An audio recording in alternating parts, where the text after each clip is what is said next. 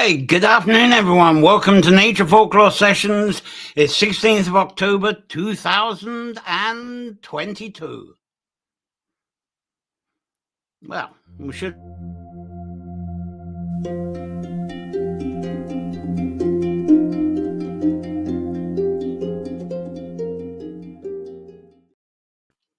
Well, thank you very much for joining me. This is our weekly time of exploring nature-centered folklore, connecting this within your favorite sanctuary space and expressing inspired visions from your sanctuary through your poetry, writing, art, craft, performance, and problem solving. And this is the fourth of what will now be 7 Nature Folklore editions lead up into Samhain. And today we got the Samhain Serpents. Get your picture up, and that's what we got today.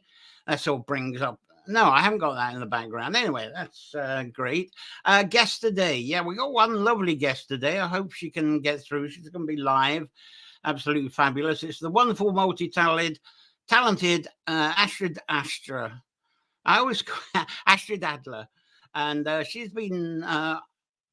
she offered to share with us live a dragon-related story from the Shannon Estuary, and I'm looking forward to that. She's put a lot of work into it from what I gather. As usual, these Nature Folklore Sessions, videos, tree and water sanctuary support, they're brought to you due to the kind support of you lovely, kind subscribers, and without you, I couldn't fund putting on this show to share with you today. So thank you very much for your help. To subscribe to Nature Folklore, over there, that's the main link there through the Patreon. It's wonderful, but some people don't like the fact that Patreon uses PayPal as their payment platform.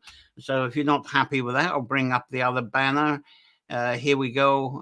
This is the other alternative. You can go through Buy Me a Coffee and just use a regular card and donate what you like. So there's the rolling barrel. Now, anything can help with $1, £1, or €1 or more a month. It goes a long way towards keeping this show afloat, because there are several of you that pull together to make this happen. So thank you so much for your help. Oh, a reminder. Yeah, definitely a serious reminder. After this Sunday, the 6th of November edition of this Nature Folklore, I'm going to change direction.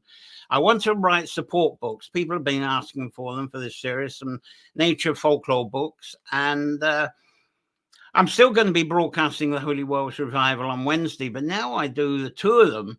I don't have any time in the week for writing, so this is my intention and goals now. So the Nature Folklore broadcast, What is the Veil? That will be the last live broadcast for a while, and that will be on the 6th of November. But instead, I'll replace this broadcast with writing chapters each week. Most of it's written anyway, but they'll be for the upcoming Nature Folklore books.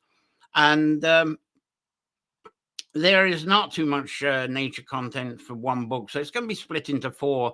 I'm going to have the Imbolden Spring Flowing book out Monday, 30th of January, then the Bildner and Summer Sowing out on Monday, 24th of April, and the Lunacer and Autumn Harvest will be out on the 31st of July, and the Samhain and Winter Dreaming on Monday, 30th of October, 2023. So it's tall order, getting 4 books out, but I've written most of the scripts anyway. And I'll start pre-order offers from mid-November, I hope, and that'll include a Patreon level that you can qualify to get your own, inclusive with your Patreon subscription. So that's great. And I'll try through the year, through 2023, release short videos to introduce you to how I'm getting on with the book project.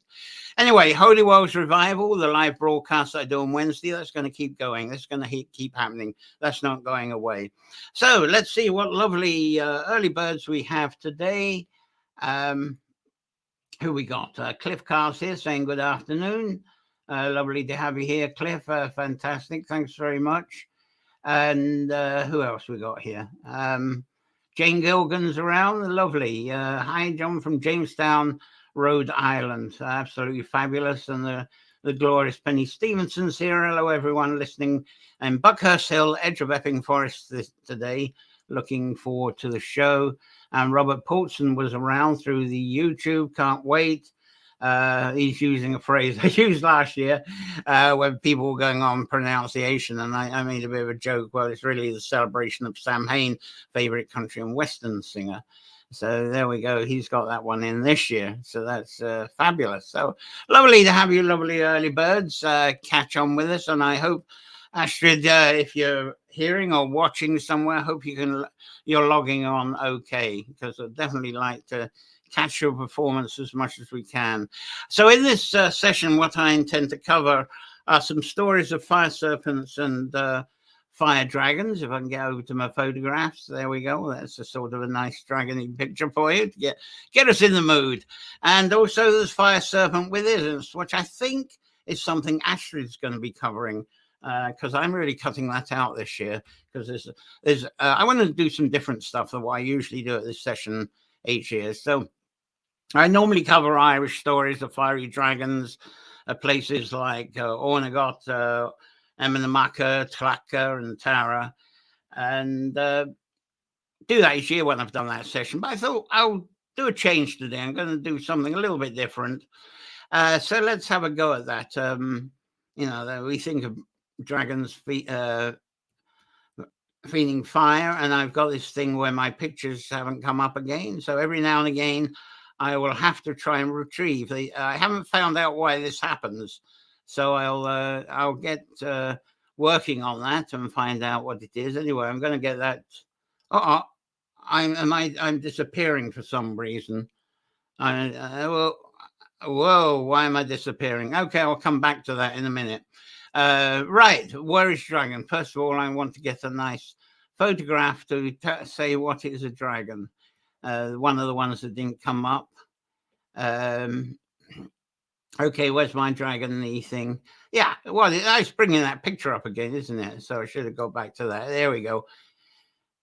Here we go. Yeah, what is a dragon? There we go. Nice picture of that. Now, so in the West, of course, we think of and imagine a dragon as being a four-legged, lizardy kind of creature with wings and what breathes the fire. And in the East, the dragons, they're actually revered and celebrated. They don't have fire. They've got no wings. They've got four legs. But they're extremely intelligent, very wise, and they're more connected with water. Let's find a water one. I should have a nice Eastern dragon there. There we go. Very much related to water. So I'll not be talking much about them. I'll bring that up another time. That'll actually be in the book. I usually bring the water dragons up in the spring. But that'll be featured in the book this time. So dragons and serpent stories. I know from childhood onwards, they usually feature them in caves, and they're hoarding treasure, breathing fire onto anybody that comes near them. And here we go. And in the Western stories, the dragon monsters and serpents, they tend to be tamed somehow by the heroes. Now, modern stories of fiery dragons and serpents today, they seem to be quite set in our Western traditions and influences. And it seems like a lot of the storytelling imagery of dragons is inspired by dinosaur skeleton discoveries. See, something like that. There's been a lot of them. That's a dinosaur discovery there. And it seems that some of the early archaeologists had thought that they had actually uncovered dragons rather than dinosaurs. So they thought they uncovered something like that, the skeleton there. But more likely, people reading the reports describing that they discovered dinosaurs, they could have been very bland reports from the archaeologists. I think they spiced them up a bit by saying they discovered dragons. It sets off the imaginations. Or even people who saw those pictures like now, they think, oh, that was a dragon.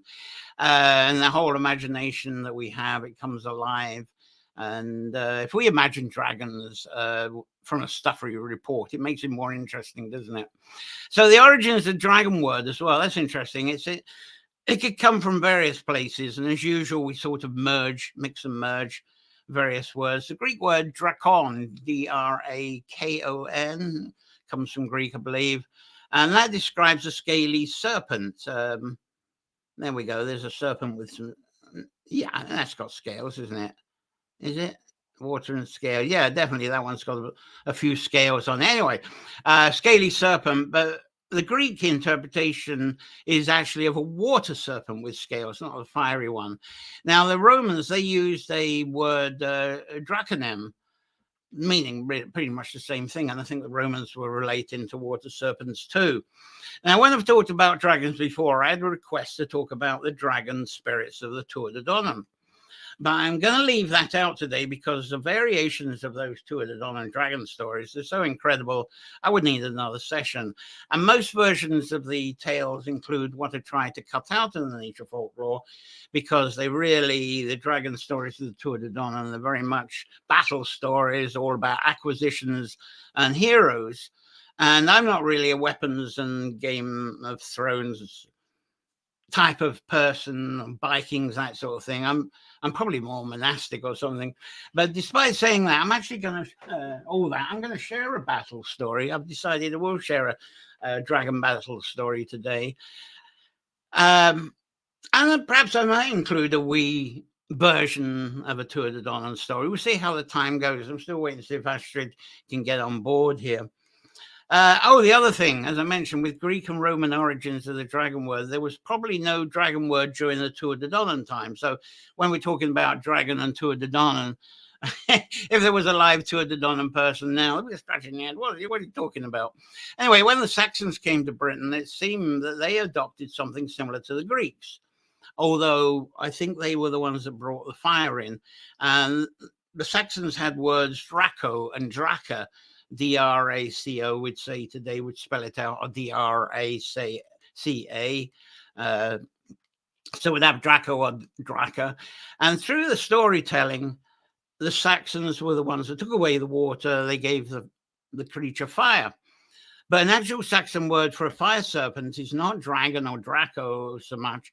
And the most common one is worm or wyrm. W-Y-R-M. Penny's very much in the worm area. W-A-U-R-M, the worm. And here's something. I think I got a bit of a worm picture here, very similar. That's an imagery of the worm.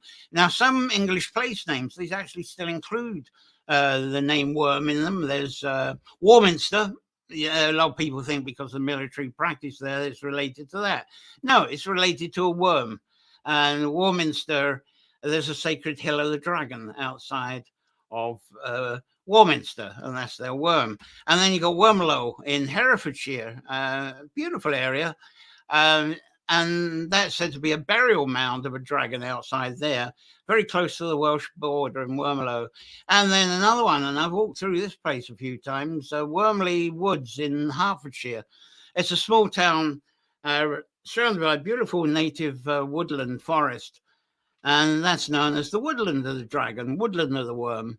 So it seems that the Saxons who travelled with the mythology of fiery serpents, they did so much more than the Greeks and the Romans with the watery ones.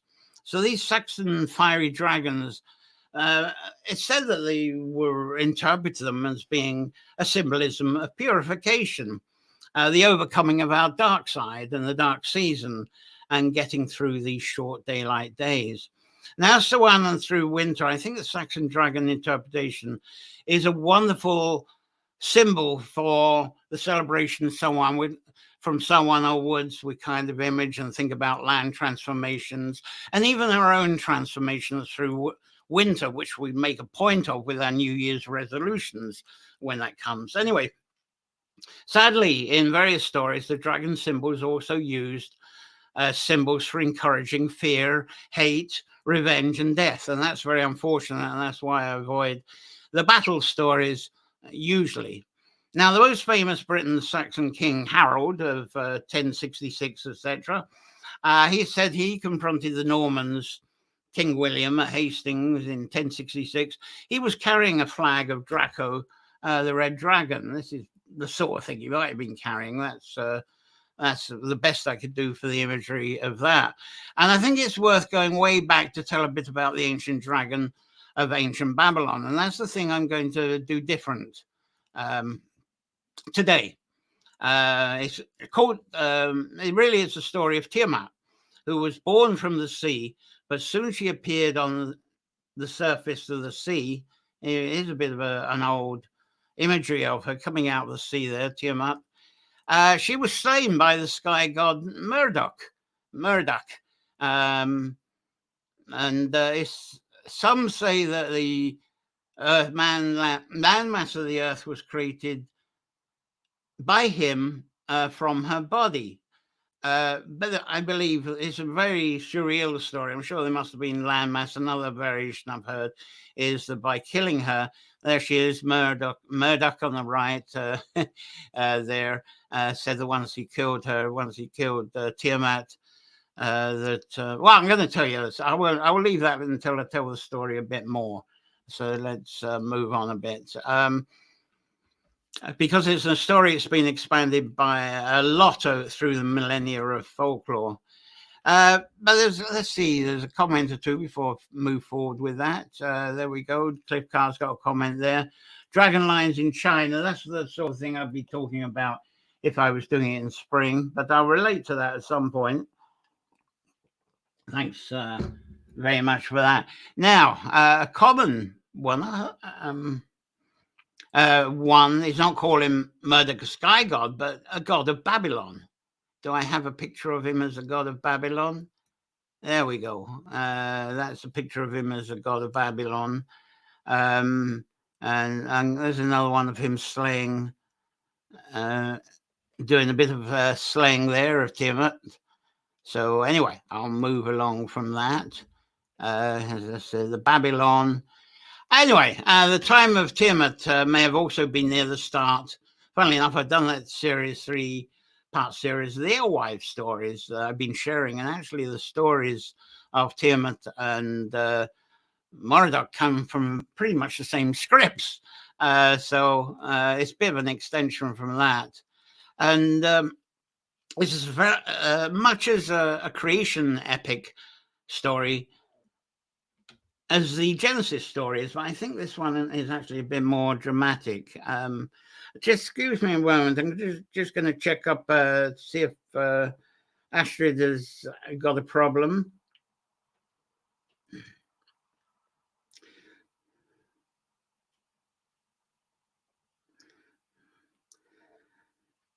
Right. Here, that's or I've asked to see where she is, so hopefully we'll get her on board. It'd be great if we can. Anyway, I'm going to have a go at the version of this story now, and it's as short as I can because, like everything, it's a really long story, and the origins are variations from what I've heard, from what people have translated to me from Sumerian tablets. So it all starts in Mesopotamia, maybe 10 or 11,000 years ago, which is a favorite time, no matter what religion or belief you're in. It's a fantastic favorite time for all creationist believers. Now, Tiamat was the goddess of salt water, and there was Apsu, who was the god of fresh water.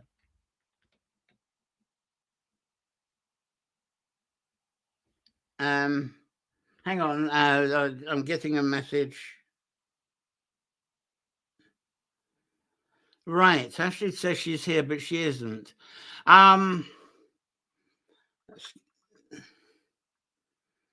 Right. Let's see if we can get her on board.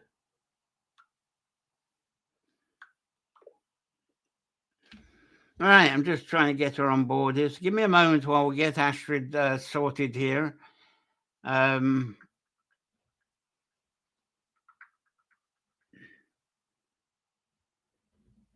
All right, I might have to leave her a link again. There we go.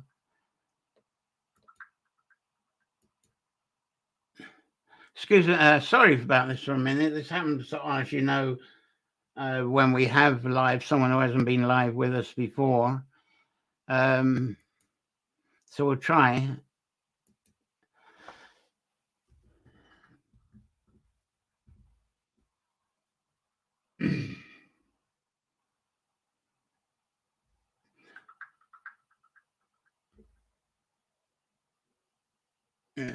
Right.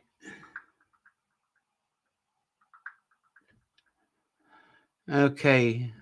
Yeah, she's lost at the moment. I don't know where she's logged in, but we'll catch that.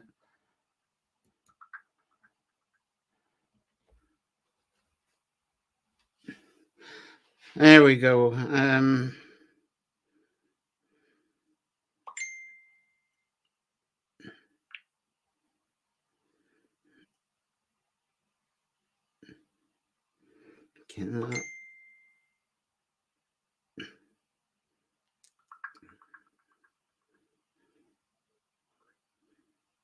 Right, there we go.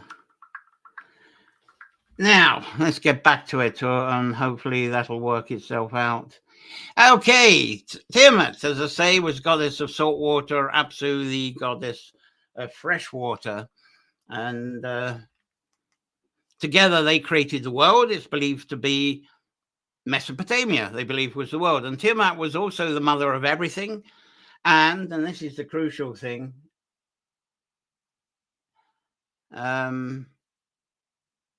right, sorry, and the goddess of chaos. So, right, I don't know why she's not getting in. Where are you? Ah, she's coming in. Right, I'm just going to say hello to Astrid and see if we got there. Hello there, Astrid. I think we got you. Hello, we managed. Let's just check your. I got to find headphones. They should have been on already. There we go. Hey, good afternoon to you. Hello. I got you. We got sound. We got vision. Right, we're good. And I'll catch you a bit later on. Okay, fantastic. There we go. We got Astrid will be on live there. So that little bit of effort, it worked fantastic. How wonderful. Anyway, where was I? Yes, Tiamat, mother of everything, goddess of chaos. And together, Tiamat and Apsu, they became parents of several young gods that were born and commanded in a way to look after the earth. And some stories say there wasn't land and sky yet, but other stories say, yeah, the sky and land was there, and the gods were to look after it.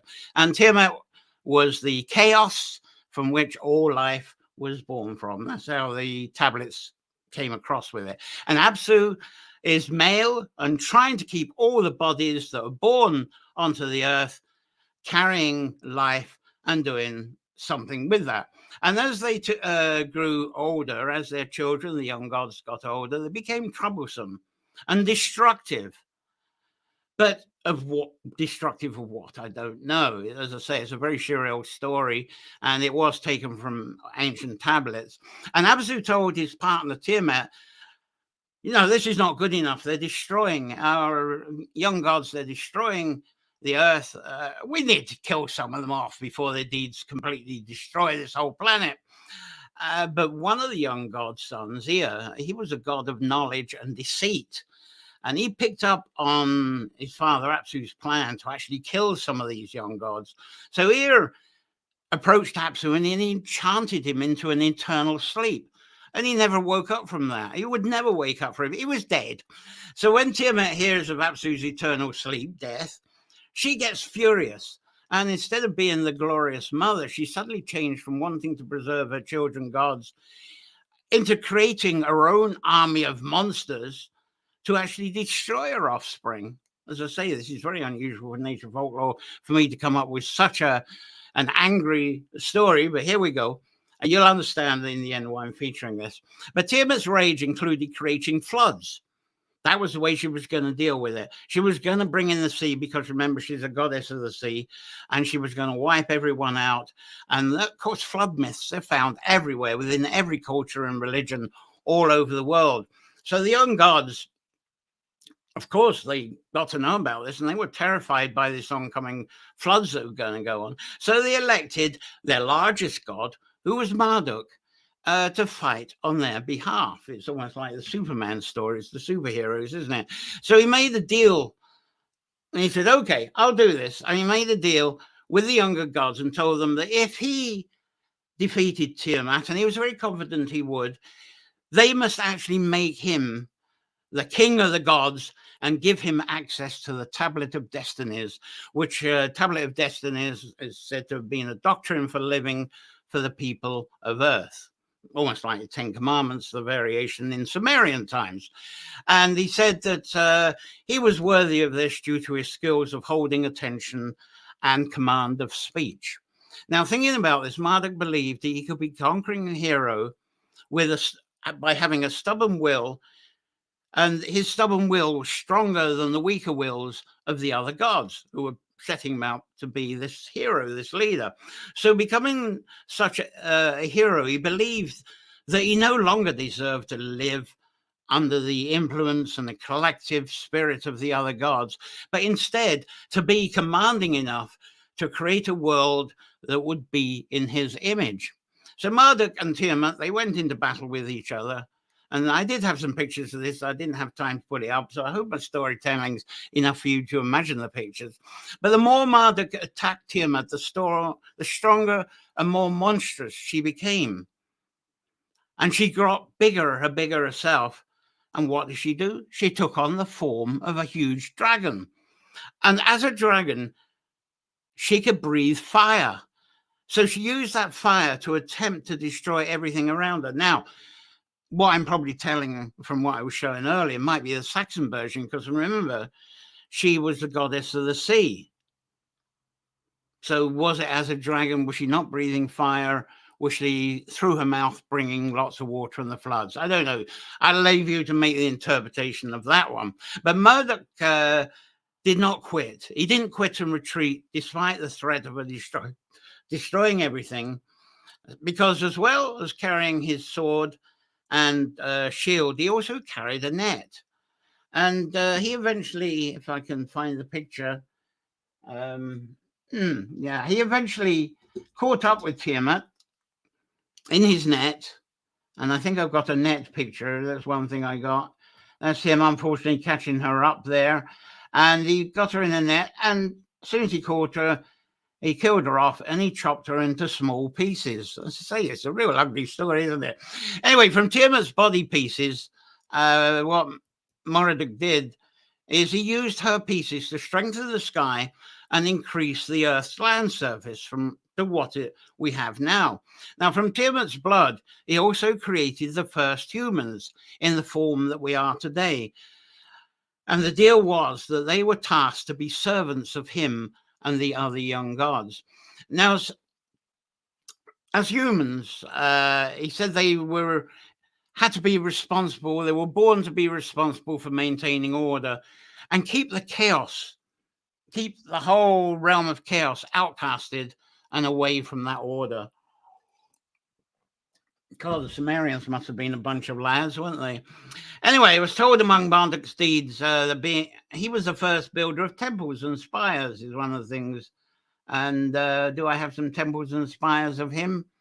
Somewhere. I should have some temples and spires, which again, we get to a punchline and there's no picture. I'm going to have to get out of this habit where the punchline pictures don't come up in my collection. So let's see.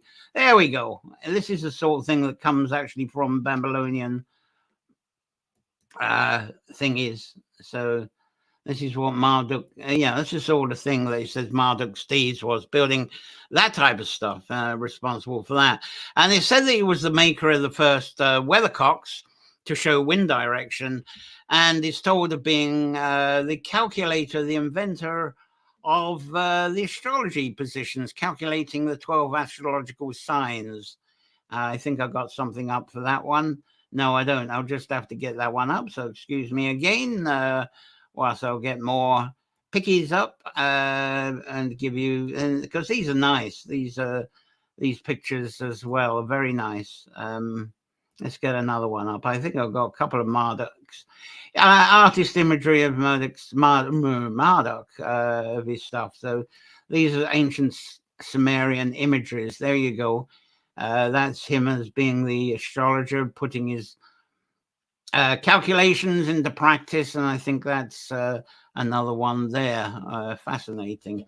Anyway, so that was one of the things. And in astrology, one of the things that he said, which I find very interesting, is that he also managed to plot the position of the nodes. We're talking about dragons, and of course the nodes, if you're an astrologer, they're the dragon's path. There you go. There's the dragon there. In fact, while that's up, I think I'll bring that up as my backcloth here. So give me a moment here. I'd love to get that as my background. We'll talk about, we'll have the dragon. There we go. I can have that. So what you'll see is, I don't know what's happened there, but okay, we'll get that. Right, you'll see me suddenly appear in front of that picture. There I am. And the craft is, as I say, the craft of these calculations said to be configured by Marduk. And many Western astrologers, unfortunately, they ignore these nodes in their charting. And it's a real great shame that they do this. Again, sorry, I did have a picture of nodes and that's decided to vanish as well. I'm not going to fuss around looking for that. But Eastern astrologers, they focus on them intensely. But for someone getting a reading, perhaps the most important part, I think, of an astrology chart outside the usual Jungian style of analysis of birth charts are the nodes, our dragon lines. And even Cliff Carr brought that up, kind of map of our life story path. The South Node sometimes describes as our past karma. And I relate to the South Node as being the umbilical cord that connects our womb to the realm, our home. And if I was telling the case story, it'd be connected to the kayak, the goddess, that we're always umbilically connected to the kayak, the goddess, the hag inside the earth. And as the Sumerian tale is say, we're umbilically connected to the chaos. So anyway, North Node, sometimes described as future karma. I might have something on that. Yeah, there we go. Well, I thought I had something on that. There we go. And sometimes described as future karma and karma that we've to deal with. Now, relate to the North Node as our story, as our venture. This is the manifestation of our story, our life story, our kind of prediction of our present, and what's our adventure and our unwilding is going to be. But to go into that a lot further, I need enough sessions. So I'm going to move on. So thinking about Tiamat and Marduk legend, is this how humans grasp the unknown today? Do they call the unknown as being chaos and try to tame it with order? Also, isn't a lot of the Georgian dragon story wrapped up in there? If I've got time, I'll go into that a bit further.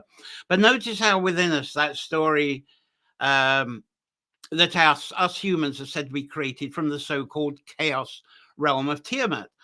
And I think the word chaos is a very unfair word to me, but as I say, this is what has been translated out of the Sumerian tablets. So that's why I'm using them. So it talks of drops of chaos being placed within living bodies like ourselves. And the life's purpose of our body is to try and arrange order. Well, with humans at least, anyway. But not only is every living thing created from the same thing and the same source that creates everything else. So everything's from the same source, of course, we know that. It's worth being reminded. But humans seem to be born somehow to be tasked to serve the gods and live a mediation between chaos and order. That's how I see it. And I think if we believe in the contents of this legend story I've been saying, if we lived like Marduk, maybe we could earn access to the tablet of destinies ourselves and also become king of the gods, if we want that, and do that through our own individuality and logic, and let that, our individuality and logic, determine what happens in the world, rather than through the guidance of our emotions, inspirations, and our primal instincts. Now, Marduk is described as being a god of magic words. Now, this folklore,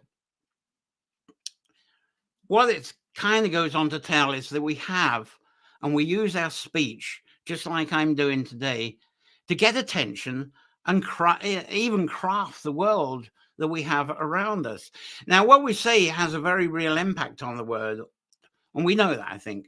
And I think many of us are very clear about that. So that's why we try to be careful what we say. And we also know that any so-called hero is often not a bloodthirsty battle winner, because heroes, they actually engage other human beings to go and do that for them. It's the other human beings that become the sacrifice people, the fodder for the hero.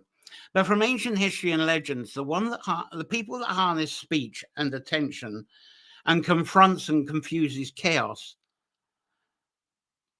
through these Sumerian writings, it's they who determine what happens.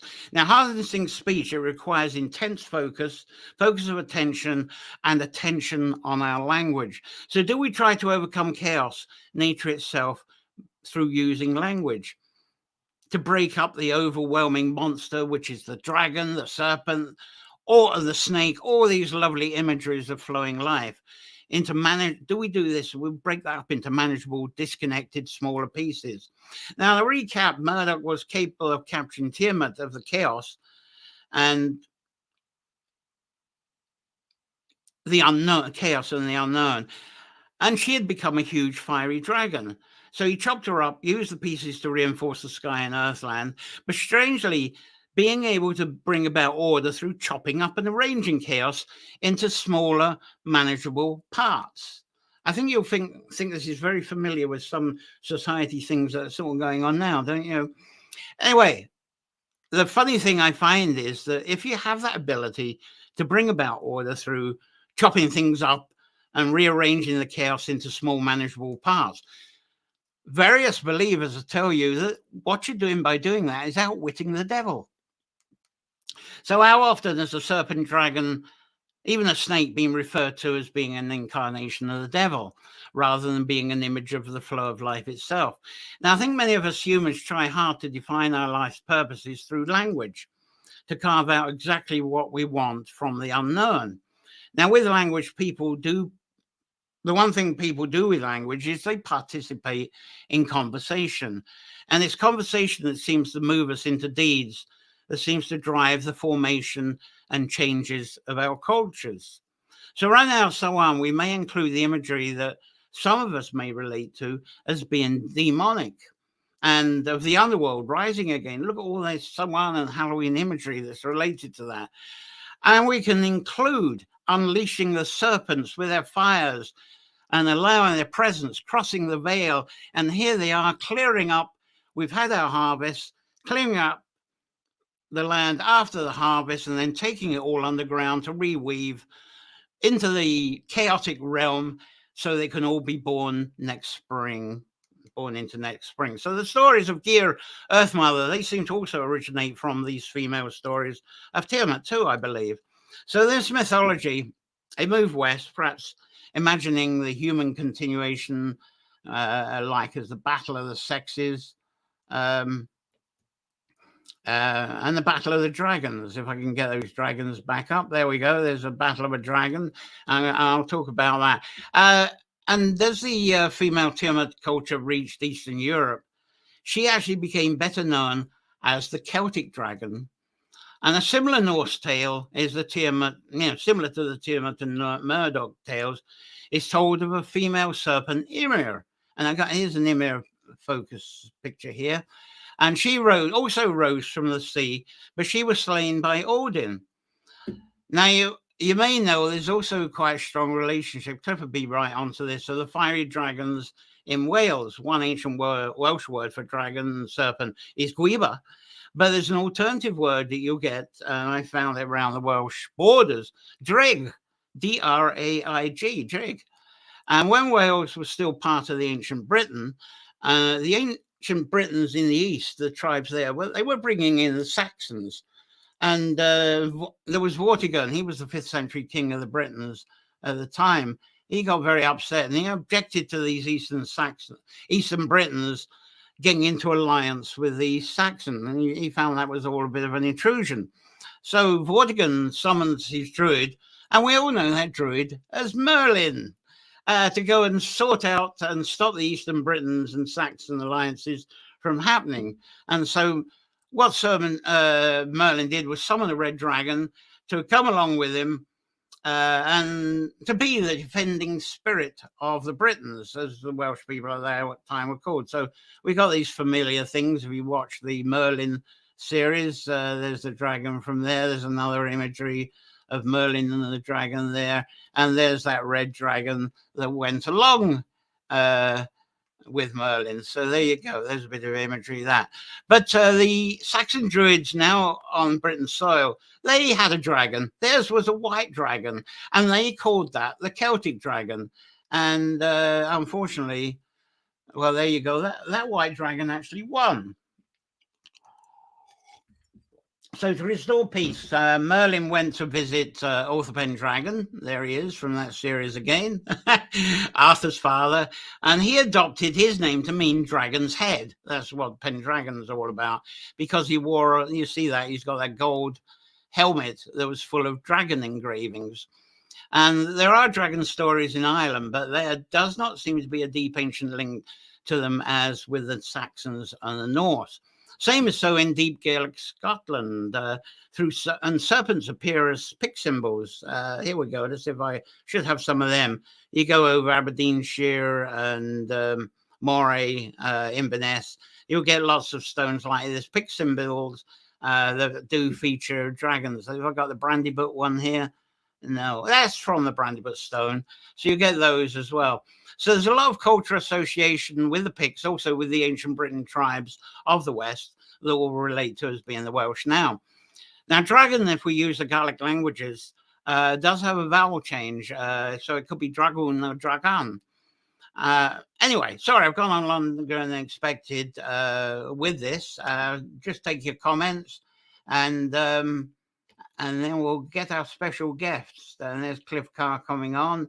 My mother-in-law was known as the Old Dragon. I think a lot of mother-in-laws known as Old Dragons. So maybe some of that story related is, she seems to be full of chaos. But what she's trying to do is telling her what a stupid boy you are with all this, trying to create all this order and stuff. So I hope you got a nice essence from that bit of story there. Anyway, and we've got Elizabeth Flynn here, only a bit late joining you today. Greetings from Dampish, County Wexford. Lovely to see you, Elizabeth. I think that damp's going to hit all of us very soon. There's quite a lot of it about, and wind.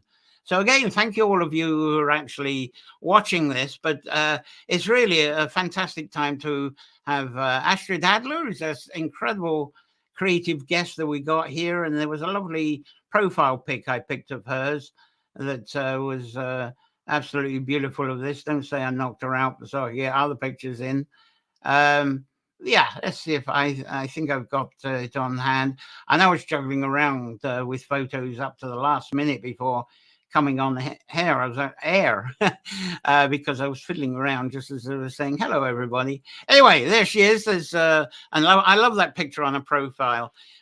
She's very much a creative and wise woman with many talents. She could be very much a child of Tiamat, the story I've been talking about. Incredible nature respecting permaculture and food forest land carer. She's an outstanding weaver and spinner, using many materials, including, and I think I showed the video of her with the nettles a few episodes ago. Great storyteller and musician, plays the harp and fiddle, maybe other instruments. So I'm going to put my ear lobes on, and we're going to bring on board Astrid again. She's patiently there waiting for us, and I'm patiently trying to unravel my headphones if they've got caught up. Sorry, I've got there we go. Anyway, there we go for Astrid. There we go. And we'll get the picture. We'll get the real Astrid on. That's fantastic. Hello again. It looks like you're in your loft. I was lost in between. Yeah, the thing fell out. I hope it all works fine with the connection. So, because I don't catch every word from you, it breaks up sometimes. So I hope it works. Do you know what I'm going to do? I'm going to turn the audio up a bit so we can get you a bit louder. Let's try that. Right. Let's see what the volume's like now. I'm probably deafening everybody myself now. Right. Okay. I have to shout louder, maybe. No, you're very clear now because I turned the volume up. So that's a lot better. And I'm not exactly the best of hearing anyway. So that's fantastic. Yes, it's intrigued. And the intriguing thing was you sent me a pile of photos and I thought, that's great. They're photos I eliminated this year. So I think you're going to cover a lot of lovely ground that perhaps I've thrown out. And you'll probably it's lovely to have another voice and another focus. And just because of what I'm familiar with in your background with the garden. So it's strange to see you indoors somewhere to tell us. So what are you going to introduce for us today? I missed the last bit. Sorry. It's what are you going to share with us today? What would you like to introduce to us today? It's on me. Yeah. Let me explain first how I got there, because indeed I'm an artist, and John told a little bit there about me already. I got over the Arts Council in County Clare. A project what was called In Search for the Divine Female. So I went in different places in County Clare and looked into anything, interviewed people, etc. But there was one thing was very close to my heart, is Scattery Island, what is just very close to me, just a couple of miles down the road. So, and you will understand in the end that it has to do very much with female energy. So, but where is Scattery Island? So first, when you imagine Ireland, and I think in the 70s, Ireland was imagined as a teddy bear. I wonder where that image actually comes from.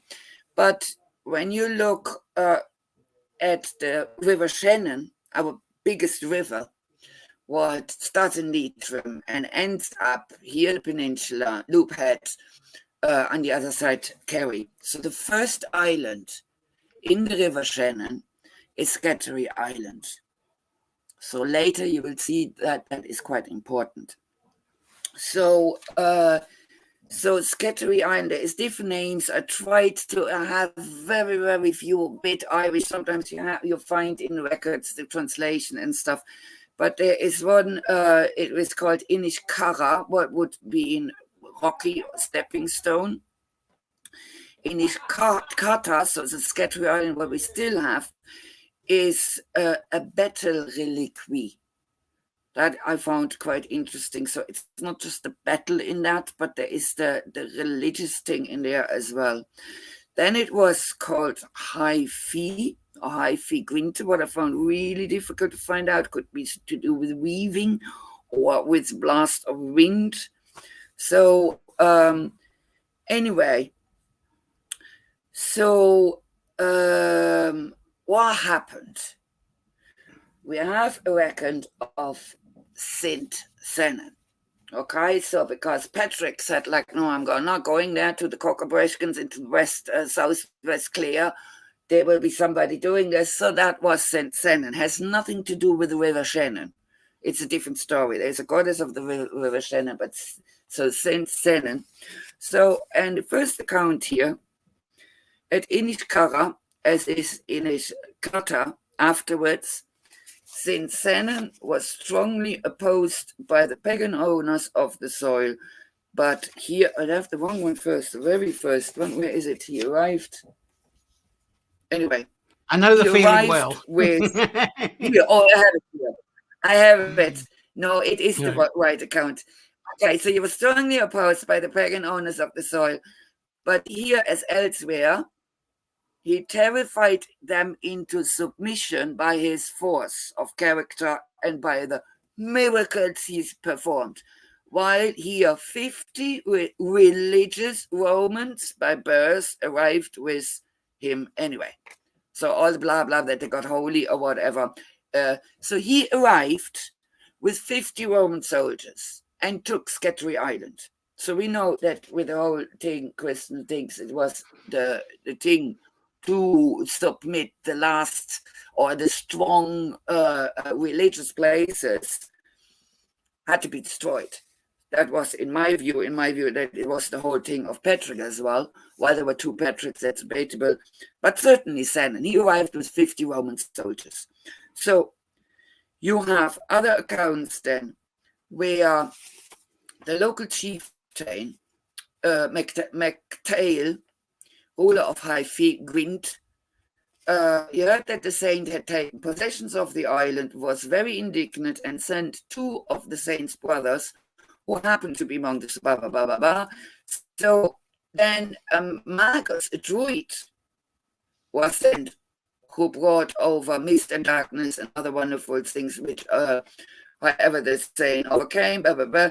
So then there is a quite interesting thing, because the chieftain sent a horse, sent 2 horses. So I don't know what if that was an old thing to do, but our saint refused to take care of them, or refused that gift altogether.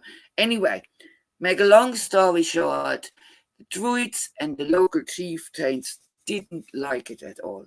So why were they not able to get him out? So either because 50 soldiers is a lot, or is it because it was an holy island anyway, and you can't fight on holy islands? So now I have to tell you more about this island, because in the stories, in our stories, it goes that in those fights that the druids were drowned. This goes together with an account that there was a big storm. So originally Scattery Island seems to have been 200 acres, and now it is 100 acres. We have Scattery Island, and we have Hawk Island, and we have the Druid Rock, what is underwater. Or the Oak Island, it was actually called Oaks Island as well. So that seemed to have been one. And you see still nowadays when you get there, there was a school building that's completely gone. So the sea constantly changes the shape of it still nowadays. So that account of this big storm having ravaged and this took land and stuff here at the West Coast kind of falls into the same time, plus min 200 years. So it could be that story in it is taken from that it is, of course, that Satan gone with the druids there to destroy that. But it was absolutely clear that the local chieftains and druids really didn't want to have it. So here I want to come in. So who was there? It was that a dragon was there. The dragon of Scattery Island. And Satan kicked out the dragon. But who was the dragon? So here already I want to say one thing. If it was a holy island, what is absolutely, it's a very important point. The first big island, or island anyway, in the Shannon, most of the Shannon. I think we have to do with a place where maybe it wasn't the druids, because they had a place as well there. Maybe it was female druids. Maybe it was fighter women, like a Corolin god is learning from a woman. But there were certainly a crowd of very spiritual people. So I think why it is women is because he put this absolute law out that no women was allowed to come to the island no more. No woman was allowed. There is one account of a woman who had connections with the island and stuff, and she ended up being allowed to be buried on the water line. So with very, very low tide, you seem to still be able to see the stone, some stone flags. It's part of the pattern there as well, that place where the woman is buried. But that's maybe of interest as well to you. The pattern day of Scattery Island is the 8th of March. So I don't know, but that is maybe for the record some interesting thing. So yeah, it's a long story with a lady who wanted to be anyway. So now I would like to get to our first image of the dragon. It's the first one there I sent you of the bell shrine. There you go, it's up. Because, yeah, perfect. So because that is a great thing, we have an image of the dragon. And here you already see it's not one dragon, it's 2. So here we already go. But then the bell shrine. So The bell shrine is you had a bell and there is a shrine around it. We have different ones in Ireland. So there's other story of the bell shrine, what is not at the River Shannon, but it was actually quite close to me, but more towards the seasides, what is called Shannon's Altar, or the Druid's Altar, actually. It's a little bit of a hill, and it's said that Shannon received the bell there. Now, I know from records now as well that I think as late as 1800, the bell was called for healing purposes. Yeah, so sound healing. So I suppose he heard that the bell was not on Scattery, and he went after it to get it, because it is never was his. Why would he put a dragon on there? He would put himself slaughtering the dragon on there, not that image of the two dragons. So this beautiful image, and that is quite, there is another one, which you put the second one in there. It's, I think, the drawing of the dragon. Yeah. So here we have a drawing of the same thing. But what you already see is you have the different elements in there. You have the tail and thing that almost looks like foliage. So and you have two who wind up. So there is different accounts now from around the area of certain images. So we have, I think that is, you have to jump one now. We come back to that is we do later. You have to jump that one for the moment. So, yeah. So we have a lot of images like this. So I read you a few of them here. There was even somebody suggested that there was a dragon cult down the peninsula. So we have the large-eyed dragon with crocodile jaws, blah, blah, blah. So that is indeed here the different images. There was one on Scattery Island, and as well a pattern stone. So in the local folklore, quite important. It was removed from Scattery and until lately at Kilkee, in the church, down in it. So if it's still there or not, nobody was, but it was removed. So then there seemed to have been another one in Kilkee. Then we have, let me see, carving a scatter. Yeah, Liscana Bay, so there would be more up north.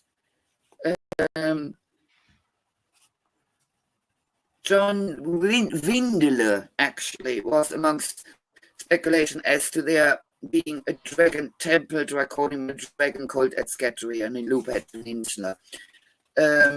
So then what is quite interesting in that as well, the old chapel at Courage bore in the walls above the altar a representation of the cutter. So a portion of which, so part of it taken away or not, I believe, in the possession of the priest's clerk in their town. So we don't know where all these carvings, a lot of them are, we don't know where they are, but we have, and when you look at the descriptions, they're probably like the carvings we do have. So there is more images indeed of that, John. I put, see that one? We get to that back later. The other carvings. Go on. The next one. And there's that one. Yeah. So here we have more on there where you see as well the interlacing of, and the one on the left is very interesting because you see a human person in the middle.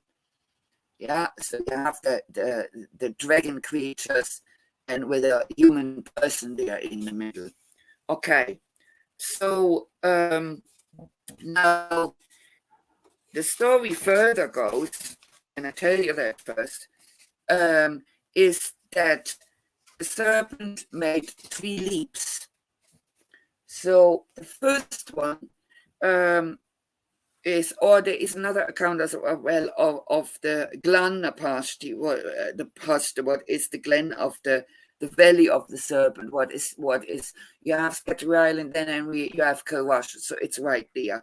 So, but to me, I think it's more of indeed the area where their healing spirituality, I get to that, why that is healing spirituality was known, or actually there is a graveyard as well, what is very strongly connected with Scattery Island. So that could be a connection going back. Anyway, the three leaps were Tullabrack Lake, then further Carmurphy Lake, and then Duloc. So it goes further away, Duloc or Dufflock, the Black Lake, and always with water. So it seems to have been that they needed water. So Tullabrack Lake or Carmurphy Lake has no old stone structures, nothing to find there. There's no records or whatsoever, but Duloc has. So, and when you come to Duloc, interesting thing is we get our drinking water from Duloc now.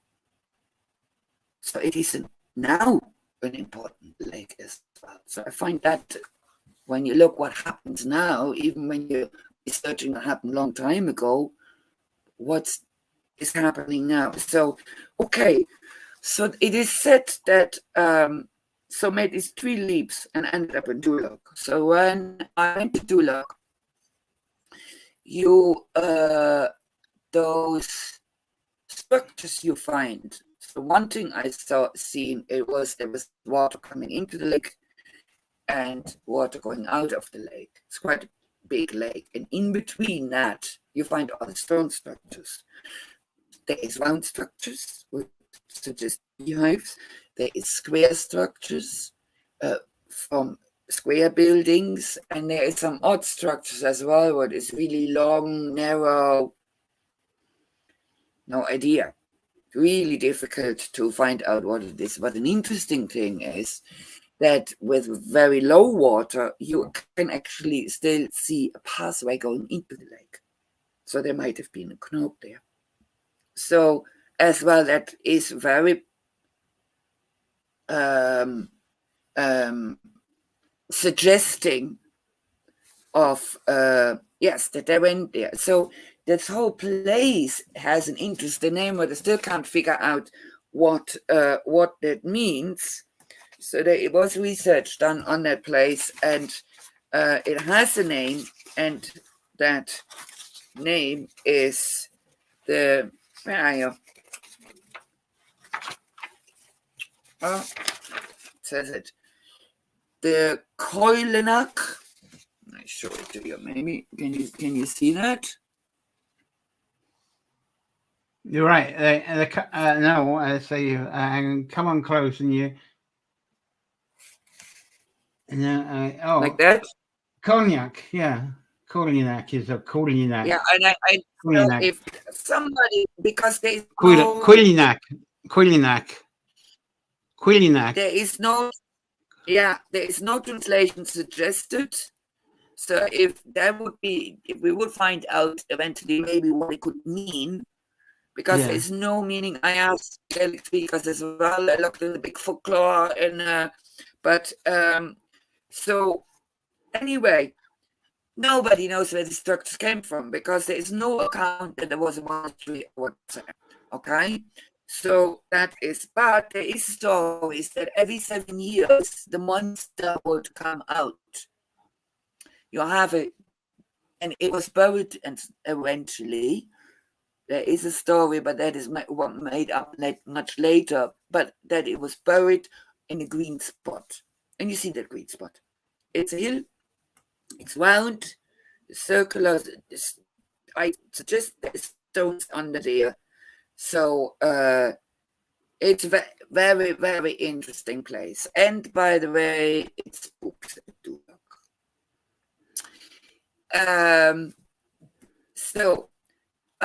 But what do those 2 dragons mean? So now I want you to get back to these images, what we were jumping constantly, because on the side of the bell shrine. We have very interesting pictures. Not that one. No. Go back. No, I think it's the second. Yeah. So this is the site of the bell shrine, and they're really hard to find on the internet. But what you see again is the dragon, and you see on your left, you see a dragon with a female head crowned, and above you see a crowned male figure. And on the right, kind of the same, except that the sort of female is with a beast and the male. So why is this important? This is important because this is exactly the image of the Kundalini. The female energy, like a snake, comes up and meets the male energy. So I found, when I found the image on the left, it only made sense in that way, that the female energy comes up the spine and meets the male energy. Comes up the spine. Where is Kundalini living? In the first chakra of our spine. If we look at, when you look at this, that has nothing to do with island, but as well how the dragon is more like a beast symbolized there, and then the interlacing snakes there. I just plucked that from the internet just to show you the imagery, how similar is, how different cultures do it similar, or how they met each other and did these things. So yeah, you can go to the next now as well, because I really get into the Kundalini now, why I think it was the Kundalini imagery. So here we have two snakes, winged snakes. So when you imagine the River Shannon as the spine of Island, Scattery Island would be the root chakra, where the Kundalini awakens, with its female energy coming up the spine, wings, and meeting the male energy. So having that symbol, those symbols on the bell shrine, is very, very, very tempting to make that connection. Because old cultures, we know that landscape was either connected to your own body or connected to the stars. Yeah, that you have star signs, and that reflected in landscape or our own body. And when you look indeed on how Island looks like, and you imagine the main river is the spine, Scattery Island is the root chakra, and here we have the Kundalini coming, the dragon coming out. Certainly something for a saint with his round shoulders to because it's the healing power. Because the same image, and that's the last image, we still use for pharmacies. It's the image of healing. That is a typical image of pharmacy. That you have that interlacing snakes and wings, or the winged snake. Okay, so that's to the imagery. So then there is some interesting little other things in there, because of indeed every 7 years the dragons seem to have come out of Duloc, but Scattery Island is said to as well to have had 7 churches. So here you have the 7 again. So could that be the 7 chakras? Did they have as a power system in your body as well as 7 related? So you get into the imagery, into the symbolic of 7. That is an interesting thing to look at as well in that context. Another thing, what is interesting as well, is that the Lubed Peninsula, Al-Kokabeshkin, the Purple people, there is an account that the Fianna, the fighters of Ireland, would go there on their holiday. Maybe they went there for healing. We have a horse island there, so maybe they put the horses there, went fishing, and went to the places to have Kundalini experiences, to work the blockages away, to heal. I have Kundalini experience as well. So it is why the image is a snake or a dragon is very because it comes up and we have a blockage. It does this snake-like movement. You feel that. You go like, whoa, this pushing against your blockages, against what needs to be healed. And it can be very quick, like a snake can be, you know, like this, and then suddenly doing this. So, and that is the movement you feel. So that is probably the reason why it is connected with that image. So yeah, that is my interest. Well, I believe it was women, because you have to forbid for the women to come there. If you want to have, when something was really strong in the culture, the only way you get it away is you have to forbid it. Okay, you could argue as well, of course, you know, Christians were not, but then you had some monasteries where there was everybody there. So, so my theory is that it was women who were indeed working with the Kundalini. It is interesting as well, right across the river on the Kerry side, you have a round tower with the Shinanagik. Sketty Island has a round tower as well, by the way. That it was women who were very knowledgeable about the Kundalini. And that it was a different group or a specialized group than the Druids. That the Druids were a different group, because it got really the dragon was cast out, and was obviously people, because you have structures that there were people living at Dulok, at this Kalinak. So yeah, that is my that's fantastic. my story about the dragons. That's great. It's a lot to think about. That was fantastic, Astrid. And one of the things that jumped at me, it gave a whole extended meaning about living the other side of the Shannon. When you were saying the spine being the Shannon, there's always thing that if you live over in Connaught, you're on the right side of the Shannon. So that's, yeah. The rest of Ireland, we are in the wild west here. But it's funny, isn't it? That it seems to be really a border in mentality of people or lifestyle. Yeah.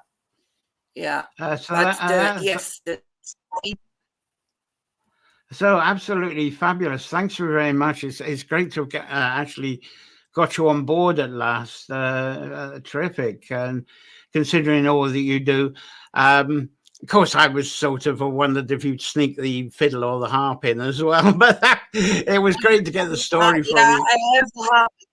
Well, I have the baby with me, but I don't know. There you go. There we go.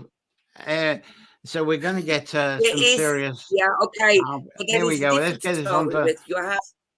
Let's get this full whack again. On the original, actually, again, Kundalini, you have what they call the fish or the salmon, or again a two-headed snake.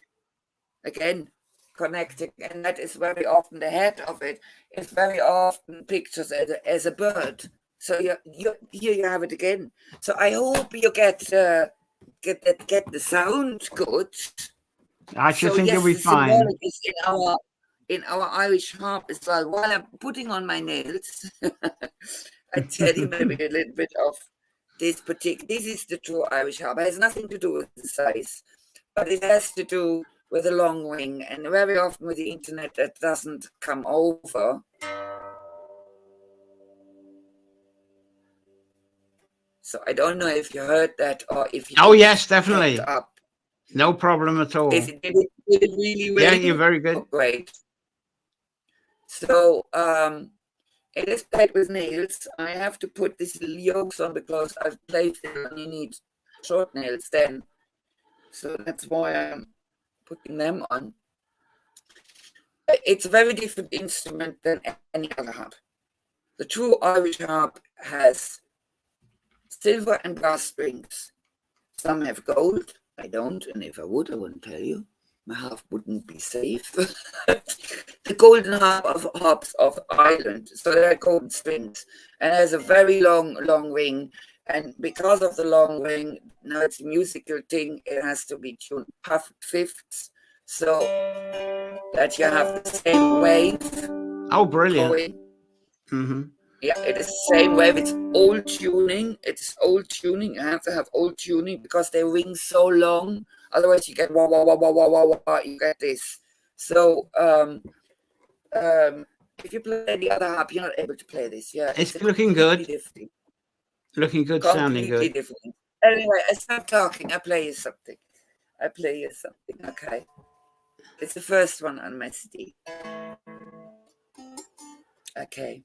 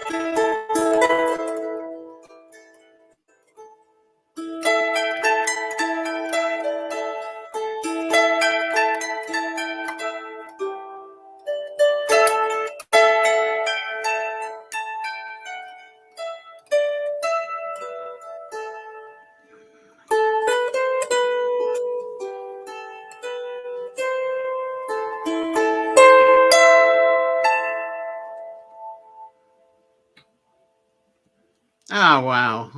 Oh, that was a lovely treat. Thank you so much for that. Thank you. We got a bit of that. Thank you for having me. We got the sound over, Thank you for even though having there was a little. And the one thing I loved about that is the fact that we have the mirror image, which meant that it actually put you on. For the way we watched it, you was on the right side of the harp, just like the ancient harpists used to be. You know, like harpists play to the left of the harp. This harp, Yeah, with the mirror image, it put you on the ancient way with you on the right. So I thought that was lovely. Oh yeah, no, the harp has to go over the heart. Mm-hmm. The Irish harp is played Yeah. over the harp because you need to get the vibrations of the strings. Fantastic. All the other harps are played over the right. Oh, right. Okay. That's the modern way, and that's the traditional way. Very good. Yeah. Okay, that's lovely. Oh, thanks for making that clear. Oh, that's lovely. Yeah, thanks very much, Astra. That was a treat to get that in the end.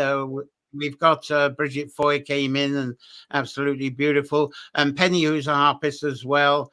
That's so lovely, Astrid. Brilliant. And then Cliff Carr. He's not quite a harpist yet, but not far off. Very interesting and informative, the whole thing. And through the YouTube, we've got Emma here, who loved it as well. So thank you very much. And we'll have to get you back on with something else sometime. So thanks very much. That was glorious getting scattered. Yeah, brilliant. Thank you so much. Thank you, Astrid.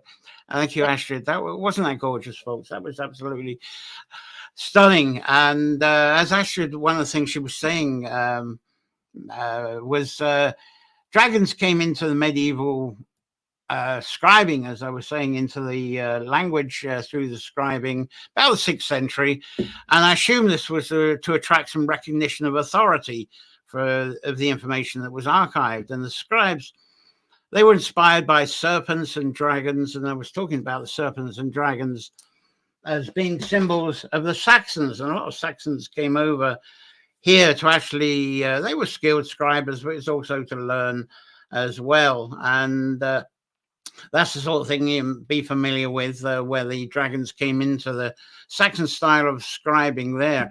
And later, the huge dragon heads of the Norse Viking boats, that got into the scribing as well.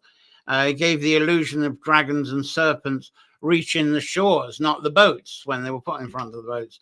And another use of dragon symbolism was on the medieval wall frescoes. And Bridget will appreciate this because she recently went there. That's on the walls of Clare Island Abbey. Very, very fascinating to go there. Now, I'm going to conclude with another story. It's my favorite dragon story of Ireland. And I have to say, a disclaimer, as I'm getting an increasing policing by various university scholars. So I can't, this is not reference. I don't know if this story is scribed or not. The medieval scribes and also the Ducas.ie collection. Does the story exist? I don't know. Some of it I've seen on Ducas, some variations of this. But my main sources, what I'm going to share, has come from storytellers that I've met over 65 years ago and adapted the stories to their own locality, their own local characters, and their own local place names. And I feel the medieval scribe records are often fiction anyway, but that's another story. As my old Chinese boss used to say, it's not the ingredients and components that nourish, but the unspeakable invisible presence that holds everything together. Now the story I've pieced together from stories I heard from a member of the Tom Regan Church in Ballyconnell in Cavan. It's a Church of Ireland church up there. And also a couple of storytellers I had a session with a long time ago in a youth hostel in Strabane in County Tyrone. That was during the 70s. And there was also a fellow I worked with called Charlie McGee, a lovely storyteller that I picked quite a few stories up. He's from, he lives in Donegal, he lives near Ardra anyway. And I picked up this from the 1980s from him. So anyway, I'll tell the story. I also remind you next week, while she's still here, our main guest next week is Monka Magan. And Listen to the Earth Speak. We'll be talking about that. So that's our session. So tune in next Sunday. Anyway, I'm still on this Sunday. So with the story, during the ancient time of the Fomorians, they were being told of as being sea people off of what's now Ireland, off the Irish coast. But I believe they were onshore farmers too. And when we went through Cromdove and Crom Croach, I kind of explained a bit of that. But the Tuatha De Danann were spoken of as being farmers too, especially the women. And it's said that the Fomorians came ashore and they tried to enchant these beautiful Tuatha women with gold rings that they had either traded or forged themselves. And the idea is to lure these women into copulation, and so these women would give birth to children. The daughters that were born were left behind to work on the farms, and it said the sons were taken out to sea to be with the rest of the Fomorian men.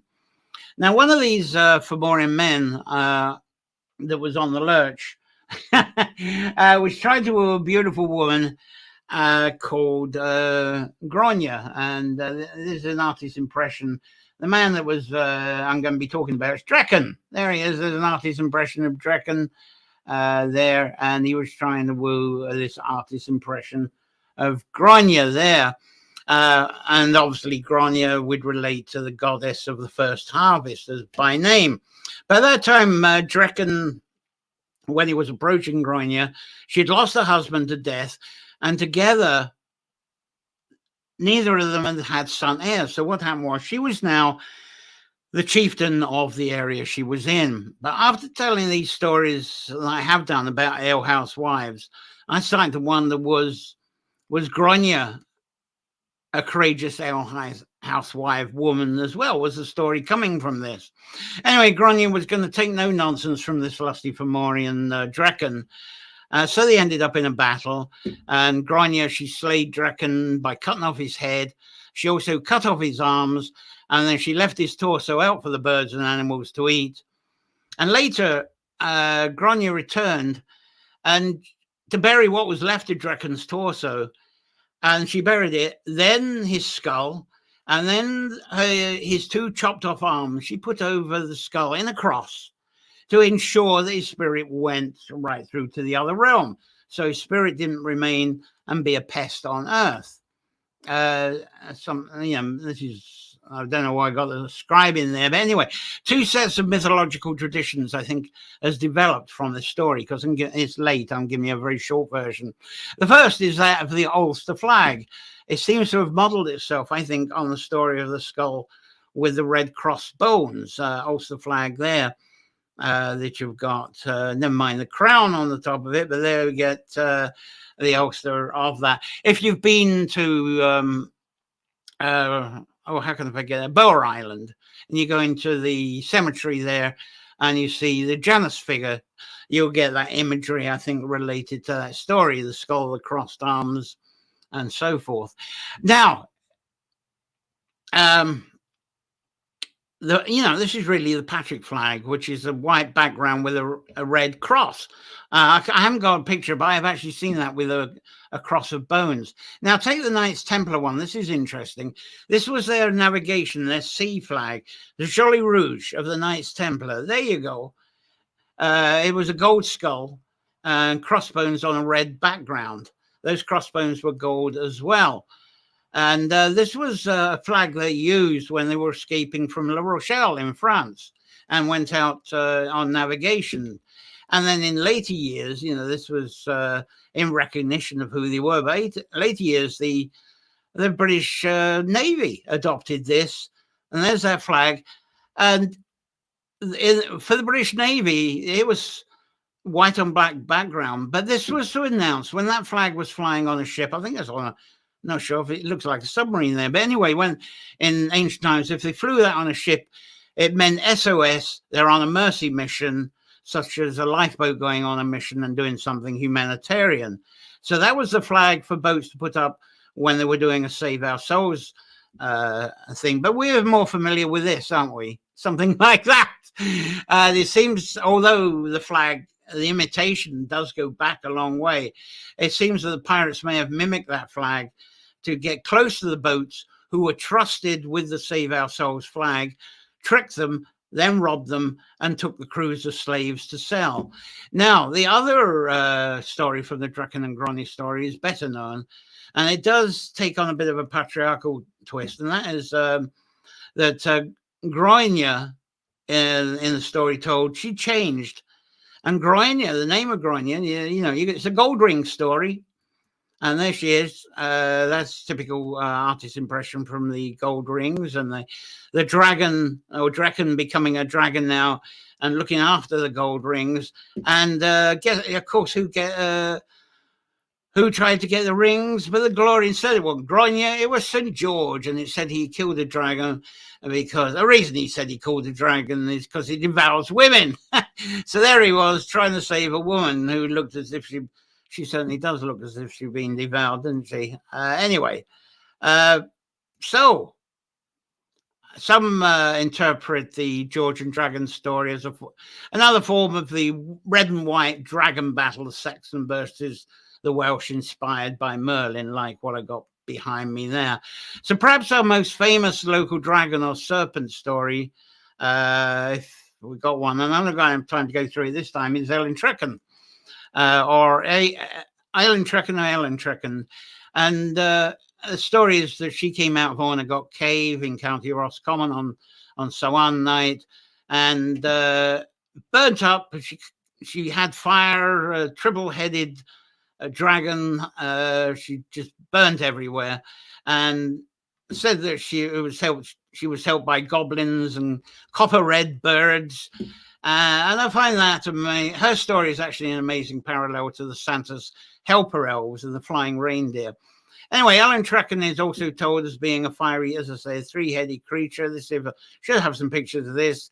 As a three-headed creature like there, with fire, and she said she blasted extreme aggression towards Emin Macker in Ulster. Every so on she'd do this. Emin Macker, and then Tara. Do I have Tara? That's another Emin Macker, isn't it?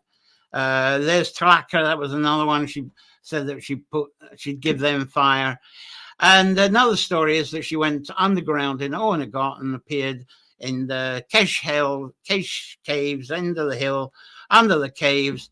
And there the Moore and the Coracue and the Morrigan blessed the dragon and turned her into water.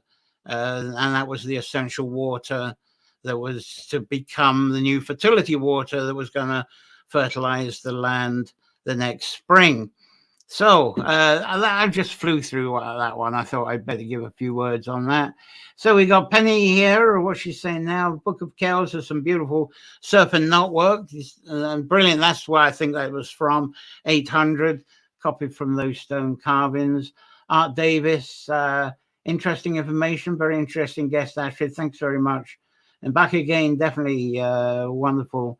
And Penny was saying something about total sense, the vibrations used for the therapy, referring to Astrid, which is fabulous. And then I didn't say we had Jane Gilgan, who's thinking hard about the order to chaos, creating a lot of thought there. Thanks very much. Thanks very much. And then Emil wrote some long stuff here, although I didn't talk about the music. Interesting references he's giving here is kind of relating the Great Fire, the music genre of metal, bringing the elements together in harmony. So that's an interesting thing about, especially in the manner of comedy. And another comment that you'll be able to read there, he's linking a YouTube that seems to be related to that. Great. So what we got? Yeah, I think overall it closes off to me the snake realm, the serpent realm, the dragon realm. It's a secret guardianship of folklore. And I kind of personally urge that no saint or preacher causes our inner serpents to become shy. And as Astrid was saying, don't let your inner Kundalini serpent be restricted from rising because of the preacher and because of order. When we understand the cyclical nature of hibernation and the regeneration pattern of sanctuary that we bless ourselves with, are blessed with through the winter, then I think we understand the cyclical pattern of sanctuary completely. So I believe when we understand our ability to carry fire, it's not destructive, but fire is regenerating, it's life recycling. I think that's where the imagery with that I've just shown you there with the dragon's fire is all about, to be a balancer. So It's what we need to survive. And to dissolve any denial of being of nature and growing closer to the earth. If we dissolve that denial, then I believe we do awaken the serpent inside, just like I was saying, coming back to Astrid again. Also, another thought to put on this idea that earlier story where I was kind of having order was defeating chaos. So which side are you on? Which side, a balance maybe. Anyway, dragon and serpent gods and goddesses, they don't die. They just keep going around every cycle, transforming through this winter period into something else, something more wonderful. And the serpent symbols to me, they certainly, I've lost my glasses, they certainly awaken the idea that we're circles, we're spirals, we're not really of straight lines. I've got some lovely images of that. So there we go. Well, that wasn't the one I wanted to bring up, but there we go. I'll have that. I think that's a good imagery to show that we can't be calibrated, can't be calculated, can't be controlled.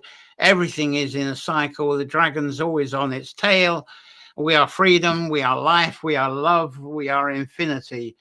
And I think that's really a way to close my dragons and serpents sharing with you today for this year. So thank you so much. It's been lovely, wonderful sharing there with you. Lovely to have Astrid on as well. As I mentioned, keep it afloat. There we go. The Patreon here, $1, euro, or £1 a month. And if you don't like paying with the PayPal through Patreon, there we go. That's the Buy Me a Coffee.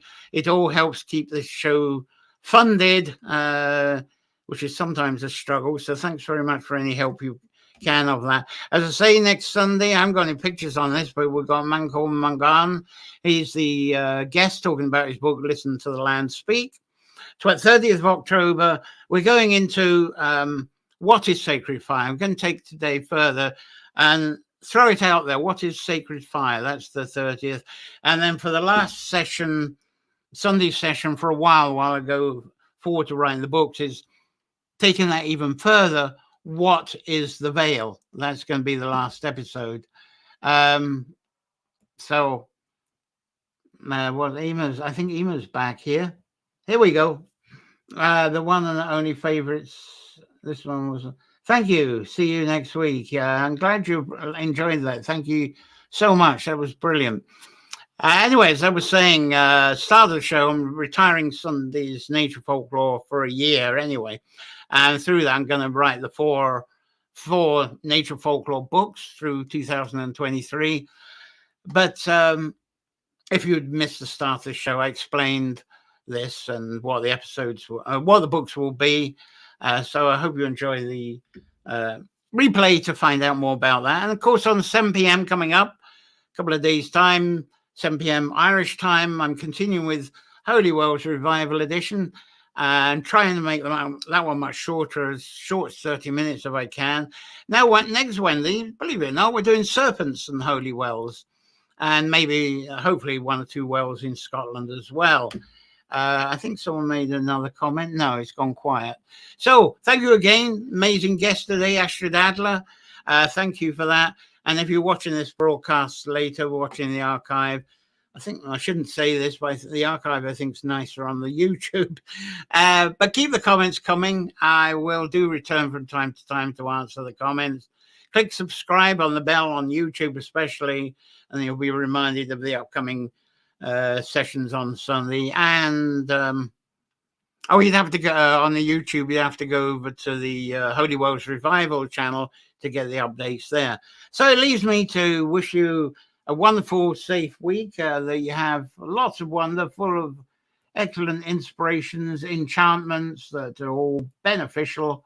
Trying to wind it down. It's been lovely having you and being around you again. Thanks for that. So until next Sunday, I hope you'll be back from Mancorn next week. So play well. That's all I have from me. Thank you very much. Have a lovely evening.